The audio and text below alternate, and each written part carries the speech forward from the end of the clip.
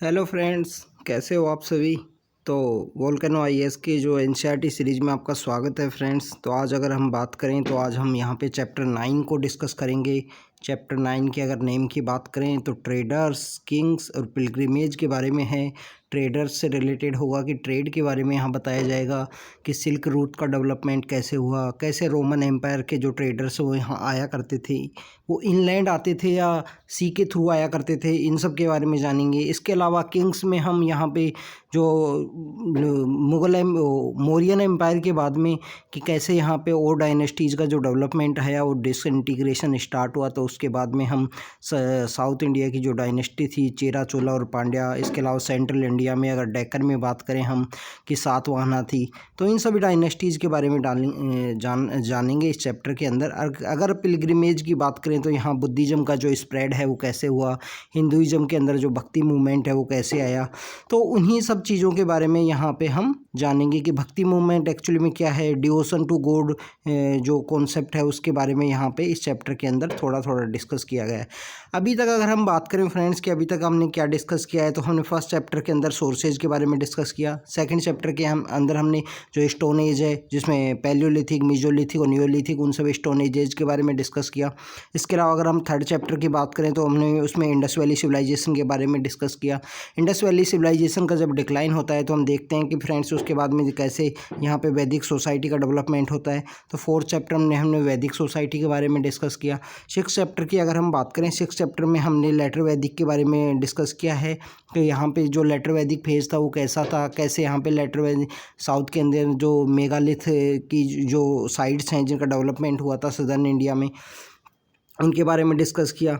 फिर से seven chapter की अगर हम बात करें तो सेवन चैप्टर के अंदर फ्रेंड्स हमने यहाँ पे जो डिस्कस किया वो बुद्धिज़्म और जैनिज़्म, कैसे जब सोसाइटी के अंदर रिजिडिटी आती है, वर्ना सिस्टम के ऊपर सोसाइटी डिवाइड होती है, तो उस टाइम में सोसाइटी के अंदर जो वर्ना सिस्टम जो रिजिड वे में डिवाइड है सोसाइटी, तो उस वजह से जो नई क्वेश्चंस हैं जो अराइज हुए, जो रिचुअल्स थी, जो लैंग्वेज थी वो काफ़ी टफ थी, संस्कृत की कॉमन लोगों के समझ में नहीं आती थी, इस वजह से जो नई क्वेश्चंस अराइज हुए उनके बारे में हमने रीड किया। फिर हमने फ्रेंड्स रीड किया इसके अंदर अगर हम बात करें कि कैसे जो जनपद से महाजनपद जो बने, उसके बाद में हमने देखा कि उसके अंदर जो सबसे स्ट्रॉन्गेस्ट जो महाजनपद है मगध एम्पायर, तो मगध के बारे में रीड किया। मगध के अंदर अगर हम बात करें तो फिर हमने मौर्य डायनेस्टी के बारे में रीड किया, और उसके साथ ही हमने जो पिछले चैप्टर में रीड किया है जो डिसइंटीग्रेशन हुआ है मौर्यन एम्पायर का, तो उसके बारे में हमने लास्ट चैप्टर के अंदर रीड किया है फ्रेंड्स। तो फ्रेंड्स अब मैं आपको सजेस्ट करूंगा, अगर आपने अभी तक उन वीडियोज़ को नहीं देखा है तो एक बार उन वीडियोज़ को देखो, बुक में से उन चैप्टर्स को एक बार आप रीड करो। अभी हम जो बेसिक जो हमारा जो नींव है उसको अभी हम मजबूत कर रहे हैं 2023 के लिए। तो एक बार अगर आप उन वीडियोज़ को देखोगे तो जैसे जैसे हम हायर स्टैंडर्ड्स की बुक्स को जैसे रीड करेंगे, जब 12th क्लास की एनसीईआरटीज़ को जब रीड करेंगे और उसके बाद में जब स्टैंडर्ड बुक्स को रीड करेंगे, तो आपके लिए वो काफ़ी आसान हो जाएंगी और आपके लिए एग्ज़ाम पॉइंट ऑफ व्यू से भी काफ़ी आसान हो जाएंगी ये सब टॉपिक्स, कि एग्ज़ाम में जो क्लियर करने के लिए आपको पता है कि बहुत ही ज़्यादा जो कंपटीशन है वो बहुत काफ़ी ही ज़्यादा है। तो आप अगर हम बात करें कि एंशिएंट हिस्ट्री और ये जो जितना भी हिस्ट्री का सेक्शन है, तो 10 to 15 क्वेश्चंस हैं प्रीलिम्स के अंदर आते हैं इनसे। अगर हम चारों सेक्शंस को मिलाएं, ancient history, medieval history, modern history और इसके अलावा आर्ट एंड कल्चर, तो इन चारों अगर हम सब्जेक्ट्स को मिलाएं तो यहाँ 10 से 15 क्वेश्चंस जो हैं वो आते हैं इस एग्ज़ाम में। तो अराउंड 30 क्वेश्चंस है, 30 मार्क्स के क्वेश्चंस हो गए अराउंड। तो फ्रेंड्स अब अगर आपको अपने जो नींव है उसको मजबूत करना है तो इन सब वीडियोज़ को आप देखिए और इसके अलावा अपने फ्रेंड्स के साथ शेयर कीजिए। तो फ्रेंड्स हम डिस्कस करते हैं आज का चैप्टर। आज के चैप्टर से स्टार्ट करने से पहले अगर हम एक बार जो हमारी थीमेटिक हिस्ट्री है, इसके अलावा जो क्रोनोलॉजिकल हिस्ट्री है उसके बारे में एक बार देखते हैं फ्रेंड्स।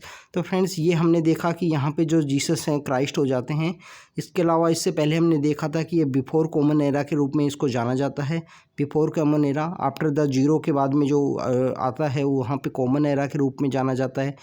तो फ्रेंड्स हमने देखा कि कैसे 2 मिलियन ईयर्स अगो के टाइम में यहाँ पे जो ह्यूमन का एग्जिस्टेंस आता है, या उससे पहले जो ह्यूमन का एग्जिस्टेंस आता है, उसके बाद में कैसे पैलियोलिथिक सोसाइटी का डेवलपमेंट होता है उसके बारे में हमने यहाँ पे देखा।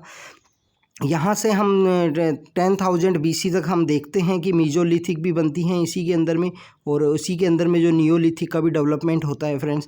तो ये 10,000 BC तक हमने देखा है। 10,000 BC के बाद में फ्रेंड्स हमने देखा कि कैसे यहाँ पे जो सिविलाइजेशन का डेवलपमेंट हुआ। तो यहाँ पे सिविलाइजेशन के रूप में हमने इंडस वैली सिविलाइजेशन को यहाँ पे इसी चैप्टर्स के रूप में देखा कि जो डोमेस्टिकेशन ऑफ एनिमल हुआ था जो मीजोलिथिक में, जो नियोलिथिक में जो एग्रीकल्चर का डेवलपमेंट हुआ, उसके बाद में सोसाइटी के अंदर किस टाइप से चेंज आए। यहाँ पे हमने इनकी साइट्स के बारे में भी देखा था, हमने करनूल के बारे में देखा कि कैसे वहाँ पे जो फायर के जो आग का जो आविष्कार हुआ था उसके एविडेंस मिलते हैं। तो फ्रेंड्स अब इसके बाद में अगर हम बात करें कि इसके बाद में हमने देखा कि सोसाइटी के अंदर जो वैदिक सोसाइटी का डेवलपमेंट हुआ, और वैदिक सोसाइटी के अंदर जो जनपद बनी, जो ट्राइब्स रहा करती थी, उनका जो ट्राइब का जो हेडमैन होता था उसको जो ट्राइब के पीपल्स के द्वारा ही इलेक्ट किया जाता था, जिसको राजन बोलते थे, राजन बोला करते थे ट्राइब के हेडमैन को। तो फ्रेंड्स ये सब हमने यहाँ पे देखा है। उसके बाद में अगर हम बात करें तो लेटर वैदिक फेज आता है, जिसके अंदर बाकी बचे हुए जो वेदाज हैं आफ्टर द ऋग्वेदा, जो तीनों वेदा हैं उनका डेवलपमेंट होता है। इसी टाइम में जो जनपद बनते हैं और कुछ कुछ बड़े जो महाजनपद के रूप में एस्टेब्लिशमेंट में आते हैं, और इसी में एक महाजनपद का जो एग्जिस्टेंस आता है उसको बोलते हैं मगध।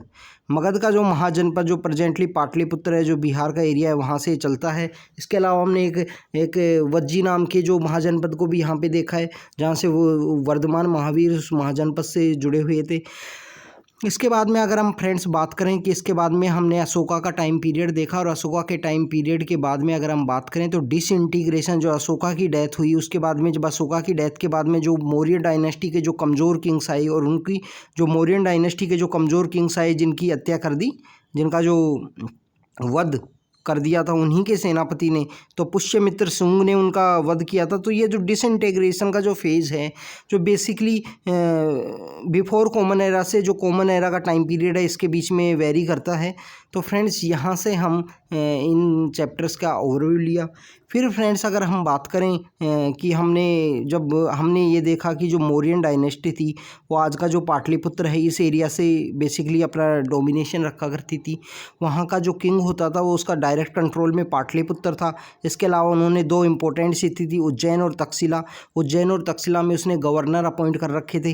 तो इन दोनों उज्जैन और तक्षशिला में अपने गवर्नर अपॉइंट करने की वजह से, और उज्जैन को बेसिकली नॉर्थ इंडिया और साउथ इंडिया के बीच में एक जो बीच में सेंटर पॉइंट माना गया था। फिर इसके बाद में हम फ्रेंड्स देखते हैं कि जैसे ही जब अशोका की डेथ होती है और उसके बाद में जो किंग्स जो जितने भी पावर के ऊपर आते हैं वो काफ़ी कमज़ोर किंग्स होते हैं। तो उन जो डायनेस्टी जैसे जैसे कमज़ोर होती है मौर्यन डायनेस्टी, तो उसी डायनेस्टी का एक सेनापति होता है, उसका नाम था पुष्यमित्र शुंग। पुष्यमित्र शुंग उस जो अपने जो राजा हैं बृहदर्थ का मर्डर कर देते हैं, और बृहदर्थ का मर्डर करने के बाद में यहाँ पे वो टेक ओवर करेंगे। तो पुष्यमित्र शुंग हमने फ्रेंड्स देखा कि कैसे नॉर्थ इंडिया की पार्ट करें तो विदिशा नाम की जो जगह है वहाँ से रूल किया करते थे।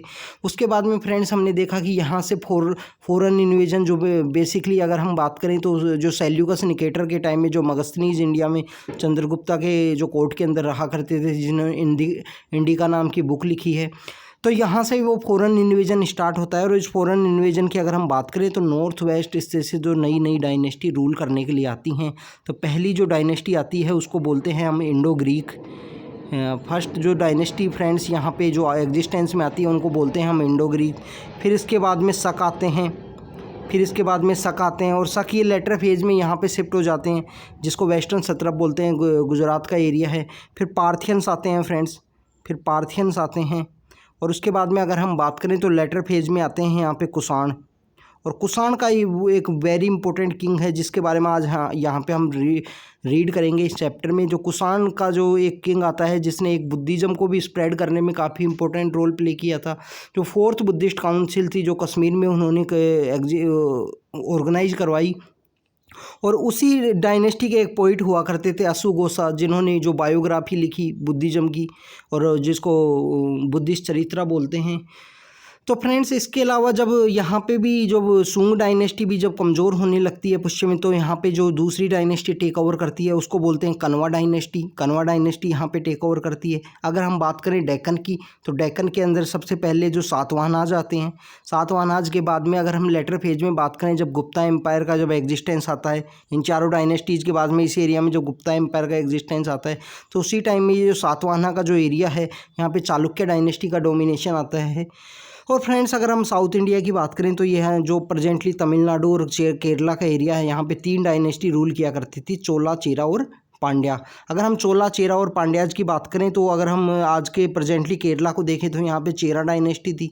अगर हम जो नर्दर्न तमिलनाडु की तरफ देखें तो यहाँ पे चोला डायनेस्टी थी। और सदर्न जो तमिलनाडु का जो एरिया है, जो मदुरई वाला एरिया है, यहाँ पे जो डायनेस्टी रूल किया करती थी उसको बोलते हैं पांड्या डायनेस्टी। तो फ्रेंड्स अभी तक हमने इन सभी डायनेस्टीज़ के बारे में देखा है। इसके बाद में जब लेटर फेज में यहाँ पे जब चालुक्य डायनेस्टी आएगी, तो यहीं जो महाबलीपुरम का जो एरिया है, जो महाबलीपुरम का एरिया है, यहाँ से एक डायनेस्टी रूल करेगी, उसका नाम होगा पल्लवा डायनेस्टी। और Pallava dynasty so important for Buddhism. उसके एक जो किंग थे वो काफ़ी इंपॉर्टेंट थे, उन्होंने बुद्धिज़्म की स्प्रेड के लिए काफ़ी इंपॉर्टेंट काम किया। इसके अलावा फ्रेंड्स हम महाबलीपुरम के बारे में जानते हो कि जो चाइना के जो प्रेसिडेंट थे प्रेजेंटली शी जिनपिंग, उनके साथ हमारे जो प्राइम मिनिस्टर नरेंद्र मोदी, उन्होंने भी एक इनफॉर्मल समिट है, जो पहली इनफॉर्मल समिट तो वुहान के अंदर की थी, और जो दूसरी इनफॉर्मल समिट थी 2019 के अंदर यहीं पे जो महाबलीपुरम है यहीं पे की थी। इसके अलावा अगर हम बात करें महाबलीपुरम की, तो यहाँ जो शी जिनपिंग से पहले भी जो प्रेसिडेंट थे जो चाइना के थे, वो भी यहाँ पे विजिट किए थे महाबलीपुरम में। तो फ्रेंड्स ये शो करता है कि कितना इम्पोर्टेंट सिटी है वो चाइना के पर्सपेक्टिव से, इसके अलावा बुद्धिज़्म के पर्सपेक्टिव से। तो फ्रेंड्स ये सब चीज़ें हैं जिनके बारे में हमको यहाँ पे जानकारी मिलेगी जब हम इन चैप्टर्स को रीड करेंगे। जब हम जो यहाँ से धीरे धीरे जो मेडिवल जो हिस्ट्री है उसका अराइज होता है, क्योंकि गुप्ता एम्पायर आ जाएगा, फिर उस जो चोला है, जो साउथ इंडिया की जो एम्पायर, राष्ट्रकूटा भी आएंगे फिर बाद में। तो यहाँ से जो मेडिवल हिस्ट्री का जो अराइज होगा। तो फ्रेंड्स ये सब चीज़ें हैं जो हम यहाँ पे रीड करेंगे। तो फ्रेंड्स आज का जो चैप्टर है उसके बारे में हम स्टार्ट करते हैं। अगर हम स्टार्ट करें इस चैप्टर के बारे में, अगर हम इस चैप्टर में देखें तो इस चैप्टर के अंदर हम जो 1 सेंचुरी की तरफ, जो 1 CE की तरफ जो हमने देखा कि कैसे जो जीसस क्राइस्ट के बाद में जो कॉमन एरा है उसके टुवार्ड्स हम बढ़ते हैं इसके अंदर में। इसमें हम करेंगे कि ट्रेड के बारे में, जो ट्रेड का डेवलपमेंट कैसे हुआ, ट्रेडर्स के बारे में जानकारी मिलेगी इसके अलावा हमको। इसके अलावा जो संगम कोस्ट, जो संगम एम्पायर है, जो संगम एज है, संगम हमने जाना, पिछले चैप्टर में भी हमने जाना कि संगम जो असेंबली थी देवताओं की, जिसके द्वारा जो तमिल लिटरेचर को लिखा गया, जिसके अंदर हमने जाना कि कैसे अगस्त्य ऋषि ने क्या इम्पोर्टेंट रोल प्ले किया था, जो मदुरई के अंदर ऑर्गेनाइज की गई थी जो असेंबलीज थी, जिसके द्वारा जो तमिल लिटरेचर को लिखा गया है। इसके अलावा हमको सिल्क रूट की भी जानकारी देगा ये चैप्टर, कि सिल्क रूट जो वेरी इंपॉर्टेंट था, जिसका जो डेवलपमेंट था चाइना के अंदर हुआ था, और कैसे जो हमारी जो 4th नॉर्थ वेस्ट से जो 4th डायनेस्टी आती है, जिसके एक वेरी इंपॉर्टेंट किंग होते हैं जो पेशावर से और मथुरा से रूल किया करते थे। और जब वो पेशावर और मथुरा से रूल किया करते थे तो वहाँ पे उन्होंने जो सिल्क रूट है उसको कंट्रोल करने की कोशिश की, और उन्होंने बुद्धिज़्म को स्प्रेड करने में भी काफ़ी इंपॉर्टेंट रोल प्ले किया है उन्हीं किंग ने, जो पेशावर और मथुरा से रूल किया करते थे। और अगर हम बात करें भक्ति मूवमेंट की, तो भक्ति मूवमेंट के जो स्कल्पचर का डेवलपमेंट है वो भी यहाँ पे मथुरा के अंदर स्टार्ट होता है। इसके अलावा हम फॉरेनर्स की बात करेंगे कि कैसे जो रोमन जो एम्पायर है वहाँ से जो रोमन ट्रेडर्स थे वो आया करते थे, जो मानसून विंड का सहारा लेके आया करते थे। इसके अलावा अगर हम फॉरेनर्स की बात करें कि जैसे जो बाहर से जो ट्रैवलर्स आए हैं, जो जिनके अंदर अगर हम बेसिकली बात करें तो फायान हैं, जियान जांग हैं, और एक और 3 फॉरेन ट्रैवलर्स हैं जो बेसिकली, फिर उसके बाद में जब हर्षा का जब एम्पायर एग्जिस्टेंस में आएगा तो हीनशांग आएंगे यहाँ पे। इसके अलावा जो भक्ति मूवमेंट है, भक्ति मूवमेंट का कैसे स्प्रेड होता है, स्कल्पचर का डेवलपमेंट स्टार्ट हो गया था, क्योंकि बुद्धिज़्म का जो 4th बुद्धिस्ट काउंसिल था, जिसको जो कुषाण किंग हैं कनिष्का, उन्होंने ऑर्गेनाइज करवाया था, जो प्रेजेंटली कश्मीर है वहाँ पे ऑर्गेनाइज करवाया था। तो वहाँ पे जब ऑर्गेनाइज कराया तो वहाँ पे जो महायाना बुद्धिज़्म का जो एक नया पार्ट निकल के आया, उसके बाद में थेरवाड़ा बुद्धिज़्म का भी जो स्प्रेड हुआ, तो महायाना बुद्धिज़्म के अंदर जो आइडल्स का जो वर्शिप स्टार्ट हुआ, जो सिंबल्स को रिप्लेस करके आइडल्स का जो वर्शिप स्टार्ट हुआ है, तो यहाँ पे जो हिंदुइज्म के अंदर भी जो भक्ति मूवमेंट में यहाँ पे हमको वराह जो आदि वराह के रूप में भगवान विष्णु को जाना जाता है, तो उसके बारे में जानकारी मिलेगी। तो फ्रेंड्स ये सब चीज़ें हैं जो हमको यहाँ पे इस चैप्टर के अंदर पता मिलेंगी। तो हम यहाँ पे स्टार्ट करते हैं कि कैसे जब पोस्ट मौर्यन जब टाइम पीरियड आया, तो पोस्ट मौर्यन टाइम पीरियड का जब कोलैप्स हुआ, जब मौर्य के जब जो किंग थे जो गद्दी पे आया करते थे वो काफ़ी कमज़ोर किंग थे, जो जब एम्पायर का जब कोलैप्स हुआ, कोलैप्स होने का मतलब यही था फ्रेंड्स कि वहाँ का जो सेनापति था पुष्यमित्र सुंग, उन्होंने ही टेक ओवर किया। और वो कहाँ से जो अपना जो एम्पायर हो चलाया करते थे, विदिशा से चलाया करते थे फ्रेंड्स।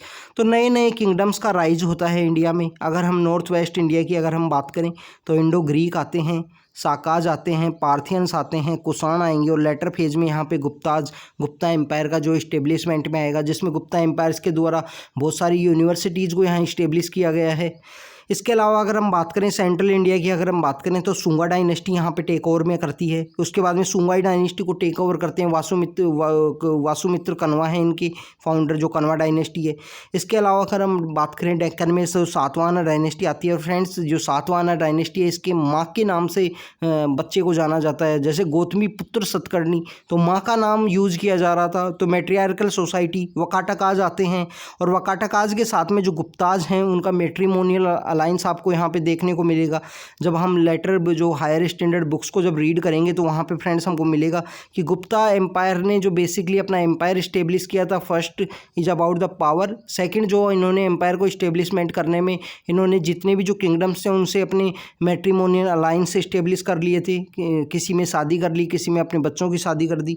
इसके अलावा हम सदर्न इंडिया में हम देखते हैं कि इसी टाइम में 3 डायनेस्टी उभर के आती हैं, चोला, चेरा और पांड्या। अगर हम बात करें चेरा की, जो प्रेजेंटली हमारा अगर हम चेरा की बात करें तो प्रेजेंटली हमारा जो केरला का जो एरिया है उसको वहाँ पे चेरा डायनेस्टी रूल करती थी। नॉर्दर्न पार्ट ऑफ तमिलनाडु में जो रूल किया करती थी उसको चोला डायनेस्टी बोलते हैं, और सदर्न पार्ट ऑफ जो तमिलनाडु है वहाँ पे जो रूल किया करती थी उसको पांड्या डायनेस्टी बोलते हैं। उसके बाद में जब लेटर फेज में यहाँ पे जब गुप्ता आएंगे, सेंट्रल इंडिया में जब डेक्कन इंडिया में वकाटका आएंगे, तो यहाँ पे जो डायनेस्टी जो पावर में आएंगी उनको एक डायनेस्टी को बोलेंगे Pallava. Pallava is very important for Buddhism. हमने देखा कि कैसे महाबलीपुरम का एक एरिया है जो इम्पोर्टेंट में आता है, जहाँ महाबलीपुरम के जो टेम्पल्स हैं।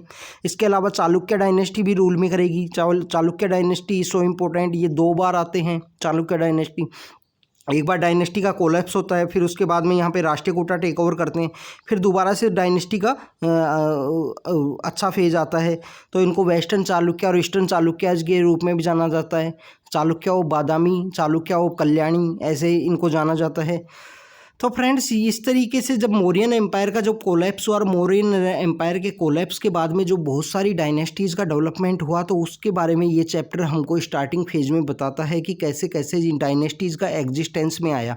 तो फ्रेंड्स अगर हम स्टार्ट करें कि सोशियो कल्चरल्स का डेवलपमेंट होता है, हमने देखा कि पिछले जो चैप्टर है उसमें हमने देखा कि कैसे एग्रीकल्चर के डेवलपमेंट के द्वारा एग्रीकल्चर के डेवलपमेंट के लिए किंग के द्वारा वेरी इंपॉर्टेंट रोल प्ले किया जा रहा था।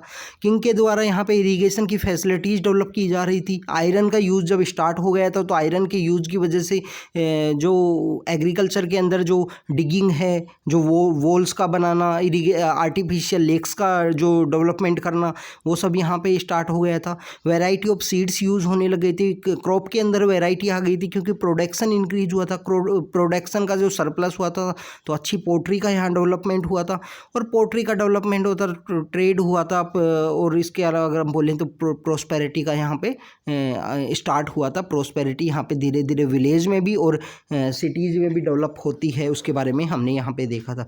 तो सोशियो कल्चर डेवलपमेंट में हमने देखा कि एग्रीकल्चर का जो स्प्रेड हुआ तो टाउन्स और क्राफ्ट और ट्रेड का स्प्रेड होता है फ्रेंड्स। इसके अलावा हम यहीं पे देखते हैं कि जो नए लैंड रूट्स को एक्सपोर्ट करने का स्टार्ट होता है। जब नए नए सिटीज़ यहाँ पे डेवलप होते हैं तो यहाँ पे जो नए लैंड रूट्स हैं, जो बाहर के जो लोग हैं वो यहाँ के लोगों से कनेक्ट होने के लिए नए नए तरीक़ों से आने लगते हैं। कुछ ज़मीन के रास्ते आएंगे, कुछ समुद्र के रास्ते आएंगे। इसके अलावा टेम्पल्स का बिल्डिंग, स्तूपाज की बिल्डिंग यहाँ पे स्टार्ट हो जाएगी फ्रेंड्स। इसके अलावा हम बोलेंगे कि राइटिंग ऑफ बुक्स का स्टार्ट हो जाएगा। जैसे हम इसी चैप्टर के अंदर हम रीड करेंगे कि कैसे अश्वघोषा जो 4th बुद्धिस्ट काउंसिल के अंदर रहते हैं, जो उनके जो कोर्ट के अंदर पोइट थे कनिष्का के, उन्होंने कैसे एक जो बुद्धा की जो बायोग्राफी है, बुद्धा चरित्र, वो लिखी। इसके अलावा नई नई डिस्कवरीज स्टार्ट होंगी। और अगर हम बात करें कि ट्रेड का जो सोर्स था इनके बीच में, जो बहुत सारे कंट्रीज़ के बीच में जो ट्रेड था वो क्यों हुआ करता था, अगर हम उसकी बात देखें, जैसे इंडिया के बीच में और यहाँ से जो अगर हम बात करें रोमन एम्पायर के बीच में जो ट्रेड हुआ करता था, जो बिकॉज रोमन एम्पायर तो काफ़ी दूर है उस टाइम, तो अगर हम बात करें तो सुएज कैनाल का डेवलपमेंट भी नहीं हुआ था, तो कैसे जो अरेबियन पेनिनसुला को क्रॉस करके ये लोग यहाँ पर आया करते थे। इसके अलावा हमने यहाँ पर देखा कि बेसिकली उस टाइम में जो ट्रेड सेंटर के रूप में एक कोस्टल एरिया जो डेवलपमेंट हुआ था, जो संगम में अरेका मेडू। इसके अलावा हमने भरूच के बारे में भी लास्ट चैप्टर में जाना कि कैसे भरूच के बारे में उन्होंने जो ग्रीक सेलर्स हैं उन्होंने एक्सप्लेन किया है कि वहाँ पे थोड़ा कट मार के जाना पड़ता था, क्योंकि गल्फ ऑफ खंबात वहाँ पे उसका लोकेशन की वजह से। तो इसका जो मेन रीज़न है वो कोइंस का, जो एक दो यहाँ के जो कोइंस हैं उनका कोइंस का यहाँ पे मिलना, या इन कोइंस का यहाँ पे रोमन एम्पायर के पास में मिलना। इसके अलावा यहाँ पे जो इंडिया के अंदर जो डेवलप की गई पोट्री है, उस पोट्री का दूसरी जगह पे मिलना, दूसरे कंट्रीज में मिलना, वो शो करता है कि there is a connectivity between the both kingdoms. इन सभी किंगडम्स के बीच में एक दूसरे के साथ कनेक्टिविटी काफ़ी अच्छी थी। तो यही सब जानकारी हमको यहाँ पे इस चैप्टर के बारे में मिलती है कि जो ट्रेड है उसका जो डेवलपमेंट है वो काफ़ी अच्छे से हो चुका था। एविडेंस के रूप में हमें कॉइन्स मिले हैं, पोट्रीज मिली हैं फ्रेंड्स। तो फ्रेंड्स अगर हम बात करें चैप्टर की, तो हमने जो ट्रेड के बारे में जो पता किया है, जो बेसिकली हमने एक पोट्री का जो तरीका देखा था कि यहाँ पे जो ब्लैक कलर की पोट्री आने लगी थी और उसके ऊपर पॉलिश हुआ करता था, और ये फाइन क्वालिटी की पोट्री थी। और इसके अलावा बाउल्स, जो कटोरियाँ होती हैं, जो कटोरे होते हैं बड़े बड़े, उनका भी यहाँ पर डेवलपमेंट स्टार्ट हो गया था। इसके अलावा प्लेट्स हैं, जो बहुत सारी आर्कोलॉजिकल साइट्स हैं वहाँ के थ्रू जो सब कॉन्टीनेंट में, through out the sub continent मिलती हैं। इसके अलावा जो ट्रेडर्स हैं वो कैरी करते थे from the places where they made, और सेल करते थे दूसरे जगह में, तो ये ट्रेडिंग की वजह से भी दूसरी जगह गई हैं। तो ये शो करता है कि कनेक्टिविटी इज शो गुड। यहाँ पे लोग एक दूसरे के साथ ट्रेड किया करते थे, चाहे वो बार्टर सिस्टम के थ्रू किया करें, क्योंकि हम यहाँ पे अभी देखेंगे कि ब्लैक पेपर को ब्लैक गोल्ड बोलते हैं, कि वहाँ के लोग गोल्ड लेके आया करते थे, और गोल्ड के जो एक्सचेंज के अंदर में यहाँ पे एक तरफ से जो ब्लैक पेपर है उसको दिया करते थे, दूसरी तरफ से गोल्ड का एक्सचेंज होता था। तो friends this is all about the trade, जिनका जो डेवलपमेंट हुआ उसके बारे में हमने यहाँ जाना। यहाँ पे एक पोएम मिलती है ट्रेडर्स की, जो संगम ये पोएम है, वहाँ पे बताती है पुहार नाम की एक सिटी थी जिसका यहाँ पे डेवलपमेंट हो गया था कोस्टल ईस्टर्न कोस्ट के अंदर में। इसके अलावा यहाँ पे जो ये पोएम है ये हमको ब्लैक पेपर के बारे में जानकारी देती है, कैसे ब्लैक पेपर का डेवलपमेंट हो गया था, यहाँ पे ब्लैक पेपर का जो ट्रेड है वो किया जाता था। इसके अलावा इसी पोएम के अंदर हमको हॉर्सेज के बारे में जानकारी मिलती है कि वहाँ से जो बाहर, इंडिया के अंदर हॉर्सेज थे नहीं, एक्चुअली में हॉर्सेज को बाहर से लाया जाता था, प्रेंसिंग horses by sea in ship में जो नाव है उस टाइम में, क्योंकि प्रेजेंटली जो इलेक्ट्रॉनिक जो शिप्स हैं या ऑटोमेटिक जो शिप्स हैं वो तो थी नहीं उस टाइम में। इसके अलावा जेम्स और गोल्ड जो हिमालय के अंदर हुआ करता था, उसको सैंडलवुड, जो हमारे वेस्टर्न हिल्स के अंदर सैंडलवुड हुआ करती थी, उन सबको कोरल्स के बारे में यहाँ पे बताया गया है फ्रेंड्स। इसके अलावा गंगा और कावेरी के बारे में भी यहाँ पे बताया गया है फ्रेंड्स। इसके अलावा आप देखिए, हमने देखा कि जो चेरा चोला और पांड्या के टाइम में, जो संगम एम्पायर के टाइम में एक पोर्ट सिटी है अरेका मेडू, जिसका डेवलपमेंट हुआ, तो यहाँ पे फ्रेंड्स गंगा के बारे में बताया गया। तो ये शो करता है कि वो लोग यहाँ का जो सामान था उसको यहाँ के थ्रू ट्रेड किया करते थे। तो ये शो करता है कि वो लोग क्या, तो यहाँ गंगा के एरिया तक भी वो लोग जाया करते थे ट्रेड के लिए। इसके अलावा वो लोग हो सकता है कि यहाँ से उनके कोई जो कॉन्ट्रैक्ट्स हैं वो यहाँ उनको सप्लाई किया करते थे, गंगा के एरिया वाले जो भी सामान है वो उनको अरेका मेडू पे सप्लाई किया करते थे। तो फ्रेंड्स ये सब हमको यहाँ पे जानकारी के बारे में मिलता है। इसके अलावा अगर हम सदर्न इंडिया की बात करें तो सदर्न इंडिया में जो संगम एज है उसके बारे में पता लगता है, बेसिकली उसकी जो लिटरेचर है, जिसके अगर हम बात करें कि जो अगस्त्य ऋषि है जिसने जो संगम असम्बलीज को जो करवाया, ऑर्गेनाइज करवाया, उसके बारे में जानकारी मिलती है। इसके अलावा हमें गोल्ड के बारे में जानकारी मिलती है, स्पाइसेज के बारे में जानकारी मिलती है, प्रीशियस स्टोन्स के बारे में यहाँ पर जानकारी मिलती है, और स्पेशल जो गोल्ड पेपर जो ब्लैक पेपर है यहाँ पे उसको ब्लैक गोल्ड बोला जाता था। इसके अलावा जब फ्रेंड्स सबसे इम्पोर्टेंट बात ये है कि ट्रेड तो हुआ करता था हमारा रोमन एम्पायर के बीच में या और भी जो दूसरे एम्पायर्स हैं उनके बीच में, ट्रेड के तो वेल इस्टेब्लिश हमको एविडेंस मिले हैं। बट अगर हम बेसिकली बात करें जो ट्रेड हुआ करता था वो किस टाइप से हुआ करता था, क्या ये सी के थ्रू हुआ करता था या लैंड के थ्रू हुआ करता था? तो लैंड के थ्रू कारवान्स में हुआ करता था या सी के, क्योंकि उस टाइम में जो रोबरी थी वो भी काफ़ी थी। अभी प्रेजेंटली भी जो सी पायरेसी है उसका इश्यू है, हॉर्न ऑफ अफ्रीका के थ्रू देख सकते हो आप। जितनी भी स्ट्रेट हैं जहाँ पे जो सी पायरेसी के इश्यूज़ हैं प्रेजेंट टाइम में भी, तो उस टाइम में भी तो सी पायरेसी के इश्यू होंगे। जो ट्रेडर्स कैरी करते थे these goods in Rome in ships across the sea, quality of trade की बात होती है कि जो ट्रेड था वो काफ़ी अच्छे लेवल पे हुआ करता था, क्योंकि एविडेंस काफ़ी अच्छे मिलते हैं। तो फ्रेंड्स हम बात करें इंडिया में जो सी रूट के थ्रू आया करते थे, वो बेसिकली अगर हम बात करें तो सी रूट के थ्रू ये बेसिकली वेस्टर्न जो हमारा पार्ट है यहाँ से आया करते थे, क्या बे ऑफ बंगाल के थ्रू आया करते थे। तो फ्रेंड्स आपने अभी देखा होगा कि कैसे जो मानसून विंड्स हैं उनको ट्रेड विंड्स के रूप में भी जाना जाता है। इसके अलावा फ्रेंड्स हम बात करें कि मानसून विंड्स को जो ट्रेड विंड्स के रूप में जाना जाता है, जब जैसे ये लोग अरेबियन सी को क्रॉस किया करते थे उस टाइम हम देखते हैं कि,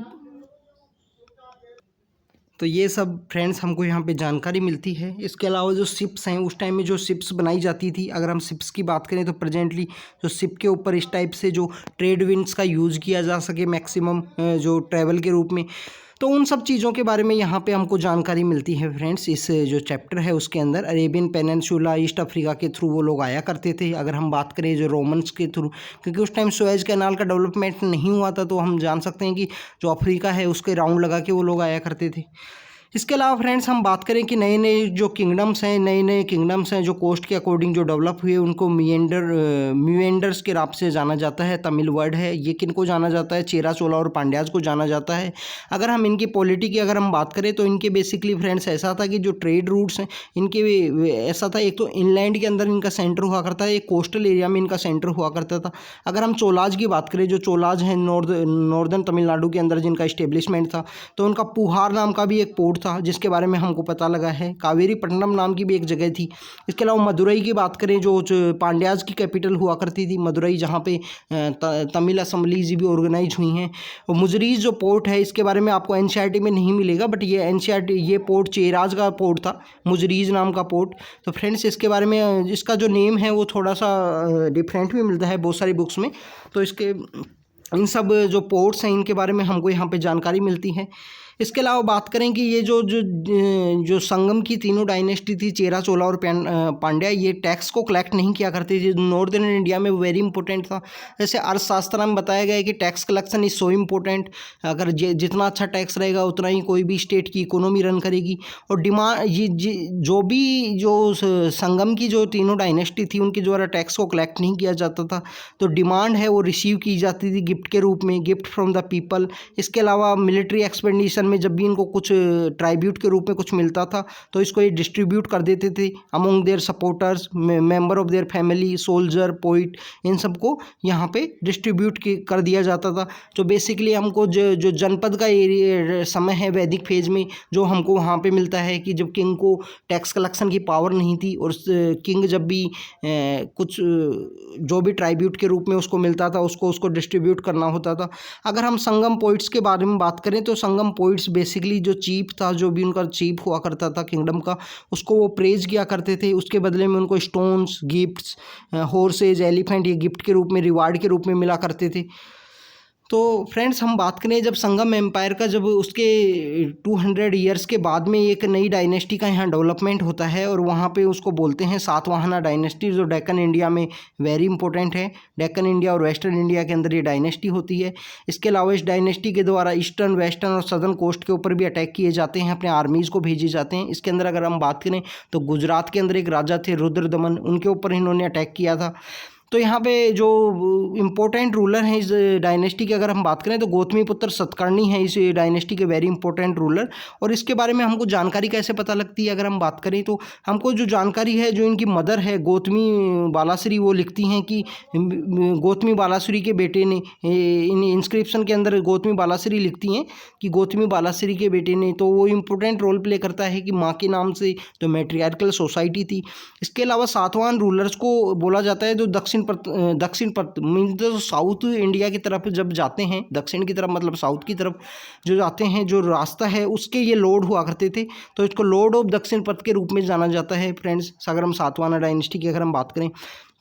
अब जो इम्पोर्टेंट रूल जो बात आती है फ्रेंड्स इस चैप्टर के अंदर, वो आता है सिल्क रूट के बारे में। अगर हम सिल्क रूट की बात करें तो सिल्क रूट का जो प्रेजेंटली चाइना के द्वारा एक इनिशिएटिव है, one belt one road initiative, तो one belt one road initiative के थ्रू ही ये जो सिल्क रूट है इसका डेवलपमेंट हुआ था। इसी रूट के थ्रू सिल्क को ट्रेड किया जाता था।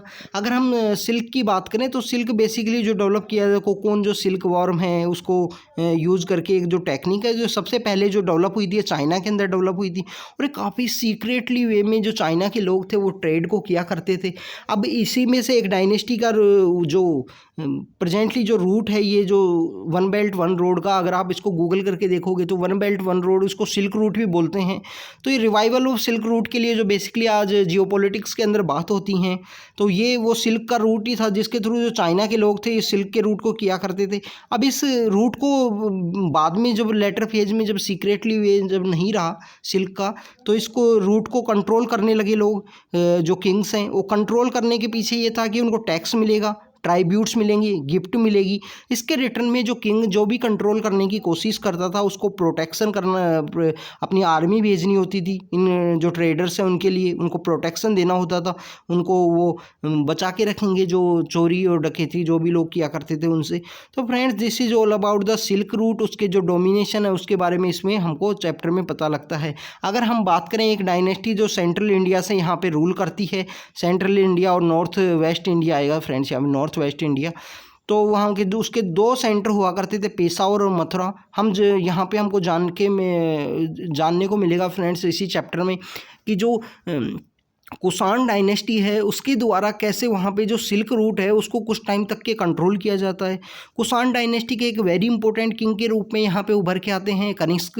कनिष्क इसके जो सिल्क रूट है उसको काफ़ी टाइम तक, कुछ समय तक कंट्रोल करते हैं। कनिष्का के टाइम में ही दो इनके इंपॉर्टेंट सेंटर उभर के आते हैं, एक पेशावर एक मथुरा है। अगर हम पेशावर की बात करें तो वह प्रेजेंटली पाकिस्तान में है, और जो मथुरा था उसके बारे में हमने जो पिछले चैप्टर्स हैं उनके बारे में उसके अंदर भी रीड किया। तो फ्रेंड्स अगर आपने नहीं देखे हैं तो आप पिछले जो चैप्टर्स का जो लेक्चर है उनको जाके देखिए कि कैसे जो मथुरा है उसको इम्पोर्टेंट रोल प्ले किया गया था, कि मथुरा साउथ से भी कनेक्ट करता था और ईस्ट वाले एरिया से भी कनेक्ट करता था इंडिया को, तो जिसको मथुरा को काफ़ी इंपॉर्टेंट सिटी माना गया है। और मथुरा को इम्पोर्टेंट सिटी इसलिए भी माना गया है कि जो जैनिज़्म, बुद्धिज़्म और हिंदुइज़्म तीनों के लिए इम्पोर्टेंट है। इसके अलावा हम बात करते हैं जो तक्षशिला जो मगध के अंडर हुआ करती थी, कभी इम्पोर्टेंट वहाँ का उनका प्रोविंस था तक्षशिला और उज्जैन। तो तक्षशिला का जो इम्पोर्टेंट वो भी इनके ही जो किंगडम है उसके अंदर आया करता था। तो इन्हीं के द्वारा जो गोल्ड कॉइन्स हैं उनको भी इशू किया गया था, ये इंडो ग्रीक्स के द्वारा। अब फ्रेंड्स अगर हम बात करें बुद्धिज़्म के स्प्रेड की, अगर हम बात करें जिसके अंदर जो इंडो ग्रीक्स हैं जिन्होंने रूल प्ले किया उसके बारे में अगर हम बात करें तो इनके एक बहुत ही फेमस किंग जिनके बारे में हमने बात की है कनिष्क, जो इस कंट्रोल किए थे सिल्क रूट को। ये कनिष्का के द्वारा एक बुद्धिस्ट काउंसिल है, फोर्थ बुद्धिस्ट काउंसिल, उसकी जो मीटिंग की जाती है। फ्रेंड्स आप कमेंट सेक्शन में बताना कि फर्स्ट, सेकेंड और थर्ड बुद्धिस्ट काउंसिल कहाँ होती है, कि पाटलिपुत्र में कौन सी होती है, वैशाली में कौन सी होती है, तो आप इनके बारे में कमेंट सेक्शन में बताना। तो फोर्थ बुद्धिस्ट काउंसिल है जिसको ये कश्मीर के अंदर ऑर्गेनाइज करवाते हैं। वहाँ पे इनके कोर्ट के अंदर एक पोइट होते हैं असु घोष के द्वारा एक बुक लिखी जाती है बोधि चरित्र, बुद्धि चरित्र। तो उस बुक के अंदर जो बायोग्राफी होती है बुद्धा जी की, तो इस जो बुद्धिस्ट काउंसिल है इसके अंदर बेसिकली बहुत सारे स्कॉलर्स मिलते हैं, डिस्कस करते हैं इंपॉर्टेंट चीज़ों को। और बुद्धिज़्म का जो नया फॉर्म है, अभी तक जो भगवान बुद्ध को जो पूजा की जाती थी वो यहाँ पे सिंबल्स के रूप में, साइंस के रूप में पूजा की जाती थी। अब जो नया फॉर्म ऑफ वर्शिप आएगा वो आएगा मूर्ति पूजा के रूप में, स्कल्पचर के रूप में यहाँ पे डेवलपमेंट आएगा। तो फ्रेंड्स हम बात करें कि यहाँ पे जो fourth Buddhist council symbols 50% science का डेवलपमेंट जो अर्लियर था वो रिजेक्ट हो जाता है, और रिजेक्ट नहीं होता, बेसिकली उसका जो एरिया अगर बात करें वो कम हो जाता है। इसके बाद में अब जो भगवान बुद्ध को, जो बेसिकली भगवान बुद्ध जब एनलाइटमेंट हुए तो पीपल के ट्री के अंदर बैठे हुए थे, उस ऐसी जो मूर्तियां हैं वो स्टार्ट होती हैं और इन सब का यूज किया जाता है फ्रेंड्स। इसके अलावा बात करें कि हम यहाँ पे केव आर्किटेक्चर का यहाँ डेवलपमेंट होता है। जो केव आर्किटेक्चर के बारे में हमने अर्लियर जो चैप्टर्स हैं उनमें भी देखा कि कैसे जो केव आर्किटेक्चर का जो डेवलपमेंट होता है। जो स्पेशल बात करें वेस्टर्न इंडिया के अंदर उसका रीजन था कि ये जो बुद्धिस्ट मॉन्क्स या जो जैन मॉन्क्स से ये लोग ट्रैवल किया करते थे, पर जब रेनी सीजन के टाइम में इनके लोगों के लिए काफ़ी प्रॉब्लम हो जाती थी, तो इनका टेम्परेरी जो रहने का जो रेस्ट हाउस बनाया जाता था। फिर बाद में जो नेचुरल केव्स हैं उनको यूज़ किया जाने लगा। तो इसके अंदर बेसिकली फ्रेंड्स दो चीज़ निकल के आती हैं, एक चैत्य होता है, एक विहार होता है। तो विहार फॉर द रेस्ट के लिए है, चैत्य फॉर द वर्शिप के लिए है, जिसके अंदर ट्रेडर्स भी रुका करते थे, जिसके अंदर हम बात करें कि बुद्धिस्ट मॉन्क्स भी रुका करते थे जब वो स्प्रेड के लिए घूमा करते थे।